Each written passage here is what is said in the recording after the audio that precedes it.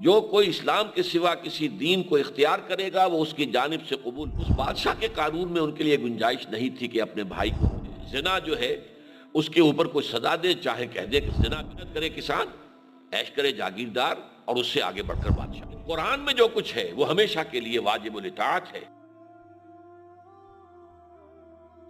حضور کی فضیلت کا جو پہلو ہے وہ اصل میں تکمیل نبوت و رسالت ہے، کہ آپ پر نبوت کی بھی تکمیل ہو گئی اور رسالت کی بھی تکمیل ہو گئی۔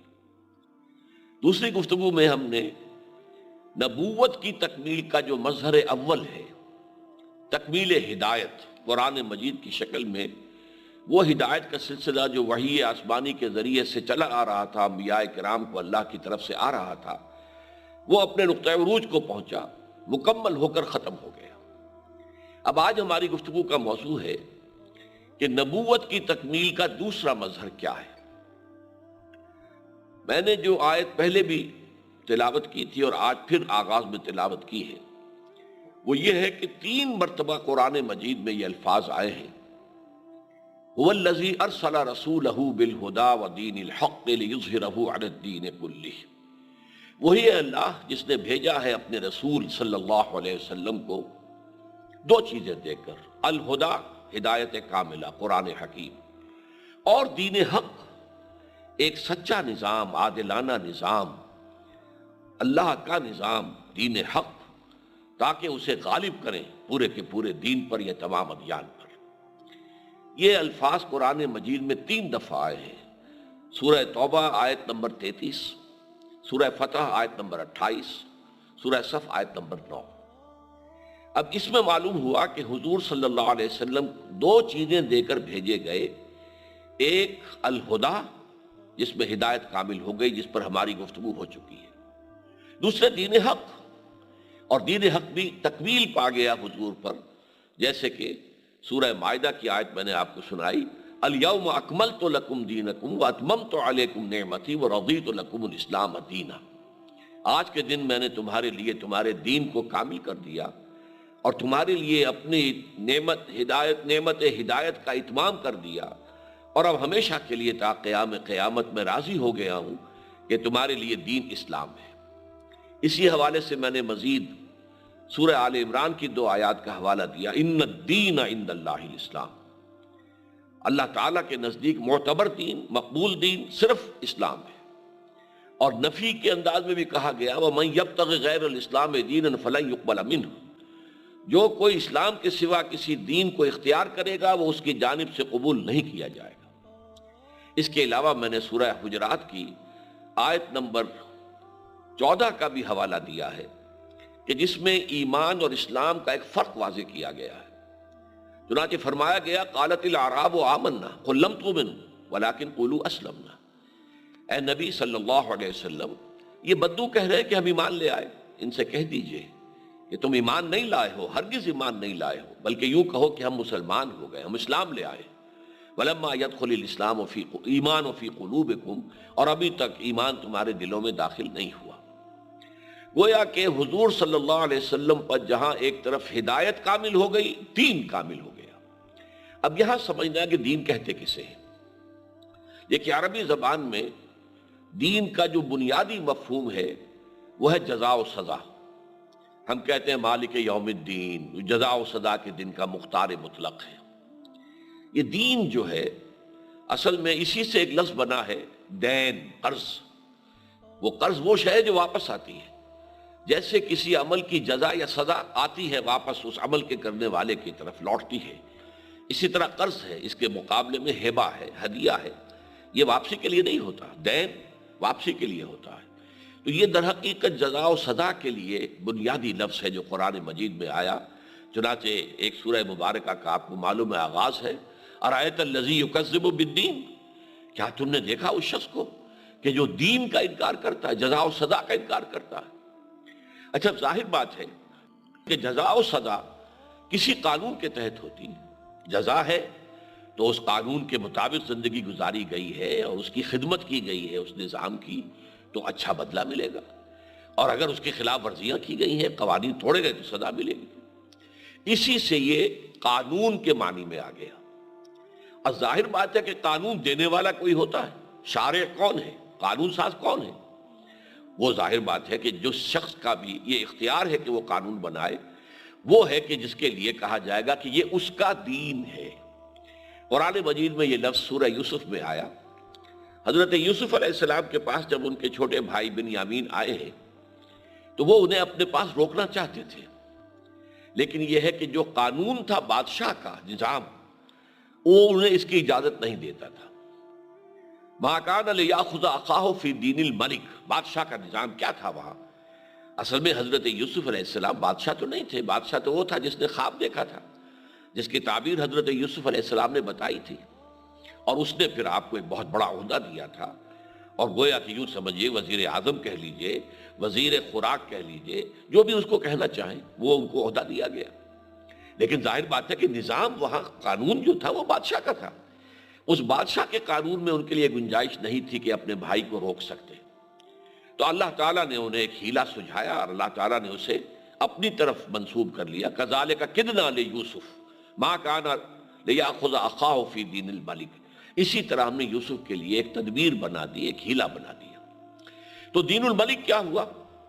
وہ نظام جس میں اختیار مطلق بادشاہ کے پاس ہوتا ہے، اس کی زبان سے نکلنے والا لفظ قانون ہے، اس قانون کی اطاعت کرنے والوں کو خطابات بھی ملیں گے، خلعتیں ملیں گی، انعامات سے نوازا جائے گا، اور اس قانون کی خلاف ورزی کرنے والوں کو سزائیں دی جائیں گی، اور خاص طور پر جو اس پورے نظام سے بغاوت کر دے، ظاہر بات ہے انہیں کچل دیا جائے گا، انہیں قتل کر دیا جائے گا۔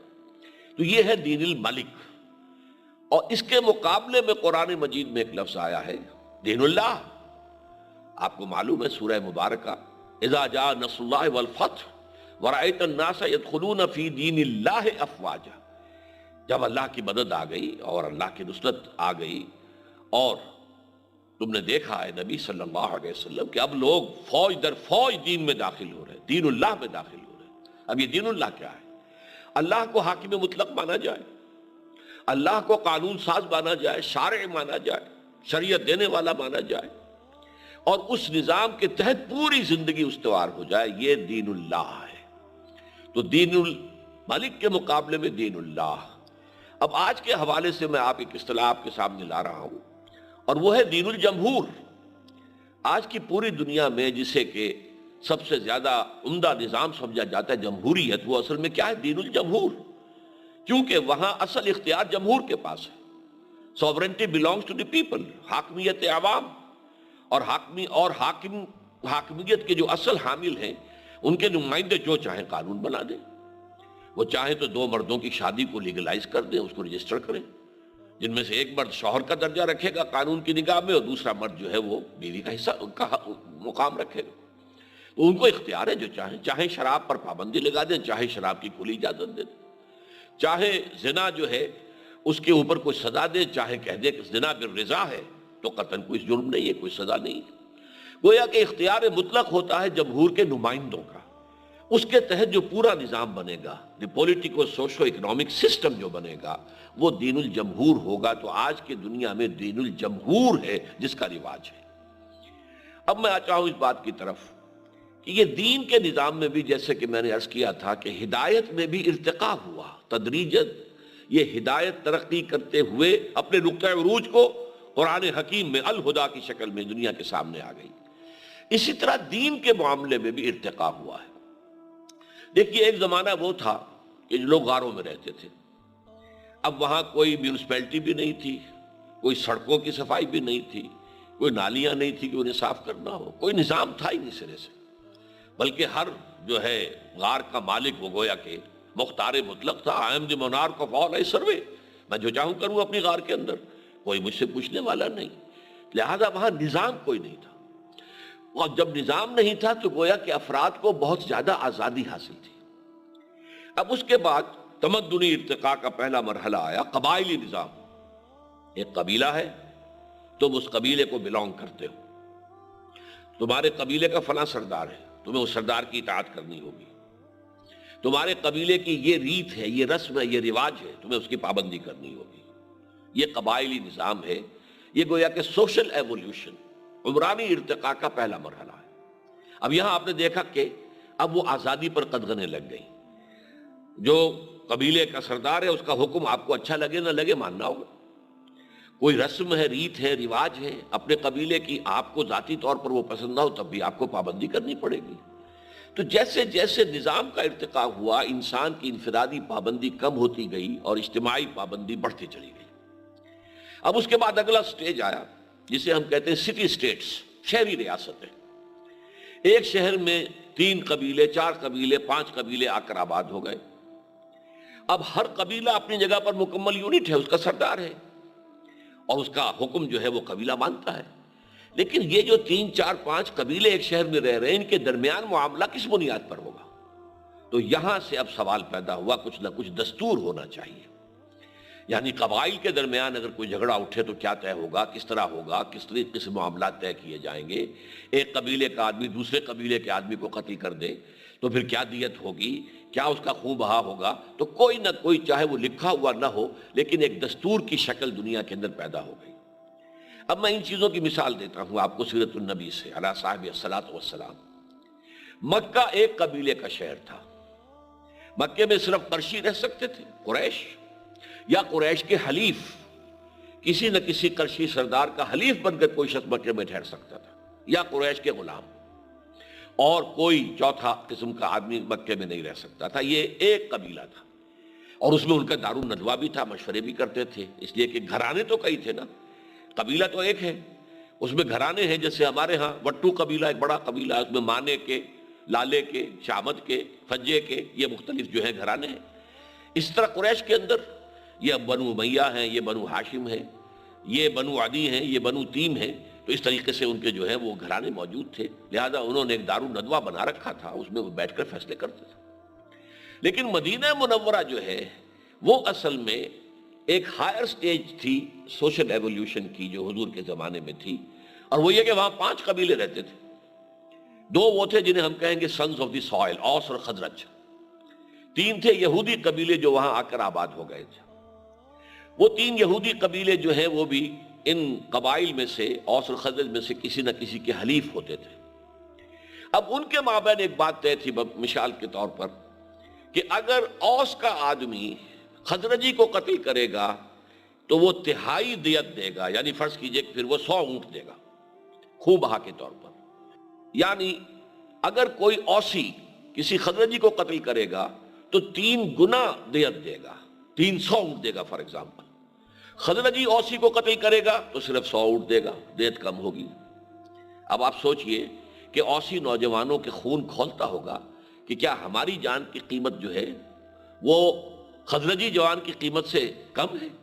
لیکن بہرحال آپ کو رہنا ہے، یہاں مدینے میں رہنا ہے۔ خزرج کا قبیلہ بڑا تھا اور یہ چھوٹا قبیلہ تھا، آپ کو ماننا پڑے گا۔ اس کے بعد اگلی سٹیج آئی ہے اور یہ بھی حضور کے زمانے تک مکمل ہو چکی تھی، اور وہ کیا تھی؟ عظیم امپائرز، عظیم مملکتیں وجود میں آئیں۔ رومن امپائر، ایرانین امپائر صدیوں سے چلی آ رہی تھی، اور یہ 2 سپر پاورز تھی اس وقت کی۔ اب کیا ہوا؟ قبیلے بھی ہیں، قومیں بھی رہ رہی ہیں، مختلف علاقہ بھی ہے، اس میں ایک بادشاہ ہے، بادشاہ کا خاندان ہے، بادشاہ قانون بناتا ہے، بادشاہ ٹیکس لیتا ہے۔ اگر کوئی مزارعت کر رہا ہے تو اس کی کھیتی میں سے حصہ چلا جائے گا جاگیردار کو، اور جاگیردار کے تھرو بادشاہ کو۔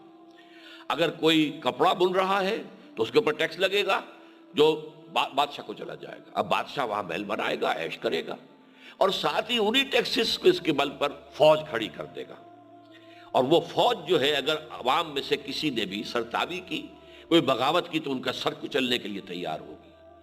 یہ نظام تھا جس میں کہ بدترین ظلم جو ہے انسان پر اپنی انتہا کو پہنچ گیا۔ محنت کرے کسان، عیش کرے جاگیردار، اور اس سے آگے بڑھ کر بادشاہ۔ محنت کرے کرگے پر بیٹھ کر بننے والا، اور عیش کر رہا ہے اس سے ٹیکس لے کر وہ جو بادشاہ ہے۔ اور ظاہر بات ہے کہ اب بادشاہ کا قانون جو ہے مسلط ہو گیا ہے، اور اب عوام جو بھی ہے وہ بادشاہ کے قانون کے پابند ہیں، انہیں تو اس کے قانون پر چلنا ہوگا۔ انسان کی آزادی گھٹتے گھٹتے یہاں تک آ گئی۔ یہ ہے وہ وقت جب کہ محمد الرسول اللہ صلی اللہ علیہ وسلم کو مبعوث کیا گیا۔ یہ جو نظام بڑھتے بڑھتے امپائر اور عظیم مملکتوں کی شکل اختیار کر گیا تھا، اب اس نظام کے ظلم سے نجات دلانے کے لیے اللہ تعالیٰ نے اپنے نبی صلی اللہ علیہ وسلم کے ذریعے دین حق، سچا نظام عادلانہ نظام، معتدل نظام وہ عطا فرمایا، اور یہ نظام اب مکمل کر دیا۔ فرمایا الیوم اکملت لکم دینکم واتممت علیکم نعمتی ورضیت لکم الاسلام دینا۔ اب اسی میں بات عرض کرنا چاہتا ہوں کہ جب حضور صلی اللہ علیہ وسلم کی حیات دنیاوی کے آخر میں جب چیلنج کر دیا گیا تھا کہ اب تمہارے لیے جو ہے کوئی موقع نہیں ہے مشرکین کے لیے یہاں رہنے کا، یا تو ایمان لے آئیں اور یا قتل عام ہو جائے گا، تو اب فتح کے بعد، خاص طور پر اس اعلان کے بعد، فتح مکہ کے بعد بھی صورت ہو گئی تھی، لیکن یہ اس اعلان کے بعد تو پھر ایک بہت بڑی بات ہو گئی، تو لوگ جو ہیں فوج در فوج اسلام میں داخل ہونے شروع ہوئے، لیکن ان میں سے سب کے سب مومن نہیں تھے۔ یہی وجہ ہے کہ سورہ حجرات کے اندر کہا گیا قالت الاعراب آمنا قل لم تؤمنوا ولکن قولوا اسلمنا۔ یہ بدو کہہ رہے ہیں کہ ہم ایمان لے آئے، نبی ان سے کہیے تم ایمان نہیں لائے، اس مغالطے میں نہ رہو، اس غلط فہمی میں نہ رہو، تم یوں کہو کہ ہم اسلام میں آ گئے، نظام میں داخل ہو گئے، نظام کی بالادستی ہم نے قبول کر لی، اللہ کی حاکمیت، اللہ کے رسول کی جو ہے بالادستی ہم نے تسلیم کر لی، تو اس نظام میں تو تم آ گئے ہو، لیکن مومن اس وقت بنو گے جبکہ ایمان تمہارے دلوں کے اندر کھپ جائے گا۔ وَلَمَّا يَدْخُلِ الْإِيمَانُ فِي قُلُوبِكُمْ، ابھی تک ایمان تمہارے دلوں میں داخل نہیں ہوا، تو گویا کہ یہ نظام میں داخلہ تھا کہ اللہ کی حاکمیت اور اللہ کے نمائندے کی حیثیت سے اس کے رسول صلی اللہ علیہ وسلم کی اطاعت کو انہوں نے تسلیم کر لیا، مسلمان ہو گئے۔ تو دین اسلام ہے، اور وہی دین ہے جسے اللہ نے ہمیشہ کے لیے اب نوع انسانی کے لیے پسند کر لیا ہے۔ اس دین کے لیے حضور نے صلی اللہ علیہ وسلم اللہ تعالیٰ کے حکم سے جو کام کیا وہ کیا تھا کہ ایک عظیم جد و جہد کے ذریعے سے اس دین کو پورے عرب میں نافذ کر دیا، غالب کر دیا۔ اس پر تو ہماری گفتگو بعد میں ہوگی، لیکن اس میں دو باتوں کا اضافہ کرنا چاہتا ہوں۔ آج سے 1400 سال قبل دین مکمل ہو گیا، اور اس کے بعد انسان کو آزادی دے دی گئی کہ اب قرآن و سنت کی دو آنکھیں تمہیں عطا کر دی گئی ہیں، اس سے جو نئے مسائل پیدا ہوں ان میں اجتہاد کرو، لیکن قرآن میں جو کچھ ہے وہ ہمیشہ کے لیے واجب الاطاعت ہے، اور رسول کی جو سنت ثابتہ ہے وہ ہمیشہ کے لیے واجب الاتباع ہے۔ اب اس کے بعد انسان کے اجتماعی نظام میں دو تبدیلیاں اہم آئی ہیں۔ ایک پہلی تبدیلی آئی انڈسٹریل ریولوشن، جبکہ ایک مشین ایجاد ہوئی اور مشینوں کے ذریعے سے مزدوروں نے وہاں کام کرنا شروع کیا، تو معاشی نظام کے اندر ایک قدم اوپر آ گیا۔ اسی طریقے سے دوسری تبدیلی کیا آئی کہ ریاست اور ہے، حکومت اور ہے۔ کسی ریاست کے رہنے والے وہ اصل میں جو وفادار ہوتے ہیں وہ ہوتے ہیں اپنی ریاست کے۔ حکومت تو ریاست کا ایک انتظامی ادارہ ہے، ریاست کو چلانے والا ادارہ ہے۔ حکومت جو ہے اس سے آپ اختلاف بھی کر سکتے ہیں، اس کی پالیسی پر تنقید بھی کر سکتے ہیں۔ حکومتوں کو بدلنا یہ آپ کے اختیار میں ہے، چاہے تو الیکشن کے ذریعے سے حکومت بدل دی جائے، اور چاہے کسی عوامی تحریک، احتجاجی تحریک کے نتیجے میں حکومت بدل دی جائے۔ تو یہ دو مزید ترقیاں ہوئی ہیں، اور ان کے جو تقاضے ہیں اور ان کے ضمن میں اجتہاد کرنا پڑے گا کہ اب دین حق کے ان اصولوں کے تحت جو قرآن و سنت کی شکل میں مکمل ہو کر ہمارے پاس موجود ہیں، ان تبدیلیوں کے نتیجے میں ہمیں مزید کیا فیصلے کرنے ہوں گے، یہ اجتہاد کا معاملہ ہوگا، لیکن دین مکمل ہو چکا ہے، اور دین نام ہے اللہ کی کتاب اور اس کے رسول کی سنت کا صلی اللہ علیہ وسلم۔ تو میری آج کی گفتگو کا حاصل یہ ہے کہ نبی اکرم صلی اللہ علیہ وسلم پر تکمیل نبوت، میں نے عرض کیا تھا کہ حضور کی ذات میں نبوت اور رسالت جمع ہے۔ نبوت اللہ سے لینے والا حصہ ہے، یہ اینٹینا ہے جو وحی کو کیچ کر رہا ہے، اور رسالت لوگوں تک پہنچانے والا حصہ ہے۔ تو نبوت کے اعتبار سے دو چیزیں دی گئی، ایک الہدا جس میں کہ ہدایت کامل ہو گئی ہمیشہ کے لیے تا قیام قیامت، اور اس کی حفاظت کا اللہ نے ذمہ لے لیا، اِنَّا نَحْنُ نَزَّلْنَا الذِّكْرَ وَإِنَّا لَهُ لَحَافِظُونَ۔ اور اسی طریقے سے دین مکمل ہو گیا۔ اجتماعی نظام کے اندر جو مختلف مسئلے پیدا ہوتے ہیں، عورت اور مرد کے درمیان کیا حقوق و اختیارات کا کیا توازن ہو، اسی طریقے سے انتظام کرنے والی حکومت اور جن کا انتظام کیا جا رہا ہے عوام، ان کے مابین حقوق اور اختیارات کی کیا تقسیم ہو، اسی طریقے سے ایک مالک ہے کارخانے کا اور ایک مزدور ہے جو وہاں کام کر رہے ہیں، ان کے مابین جو اس سے پیداوار ہو رہی ہے اس کے منافع میں کتنا حصہ ہونا چاہیے، یہ مسائل ہیں جو بڑے ٹیڑھے ہیں، لیکن اس کے لیے اصول جو ہیں وہ اس دین حق میں دے دیے گئے ہیں۔ اللہ تعالی ہمیں اس دین کامل کو اپنے ملک پاکستان میں اولاً اور پھر کل عالم انسانیت پر غالب کرنے کی توفیق عطا فرمائے، آمین یا رب العالمین۔ وآخر دعوانا ان الحمد للہ رب العالمین۔